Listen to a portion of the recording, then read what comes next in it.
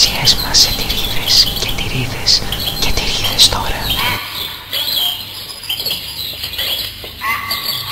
Τα ειδόνια σε κοντάρουν την αρμονία μας. Έτσι τους πρέπει. Στόνος αναγάλιας, πανάποδα φυσένει προς τα δω τις μουσες λαμπιδόνες στα πατήματός μας. Έτσι τους πρέπει.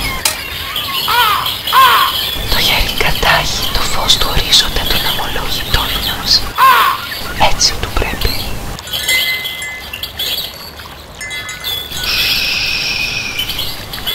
Ξεχνώ το γεωγνώρισμα όπως μου ψιθυρίζει και κατασκάβω.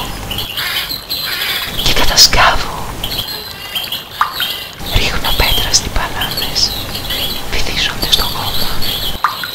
Ρίχνω λιθάρι στους αστραγάλους, βουλιάζουν στο χώμα.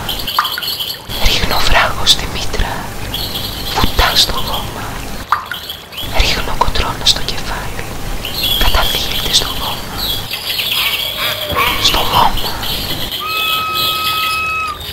Μα δες η πλάστη δεν φυτρώνει στη λιδοκονιά.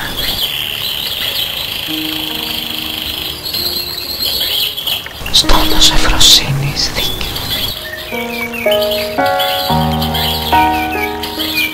Υπτάμενη αναγορώ, από οριζόντια τοπίμα αναγορώ να ξετυλίγω μανάσκη.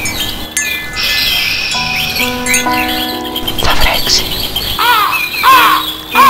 Κι αν βρέξει, έλα εσύ και σπήρε μόνος ψυχή σ' όλα μου τα μέλη, σ' όλους μου τους γνώμονες, σ' όλα μου τα δρομόμετρα. Είναι πρόθυμα, σκαμμένα. Και εδώ, ασάλευτη και ανάπνευστη, θα παραφυλάω την βροχή. Κι αν βρέξει να'ρθεις να πρωτοθείς εσύ το άσο φιλαράκι της απάρτητης καρδιάς μου να αρχινά.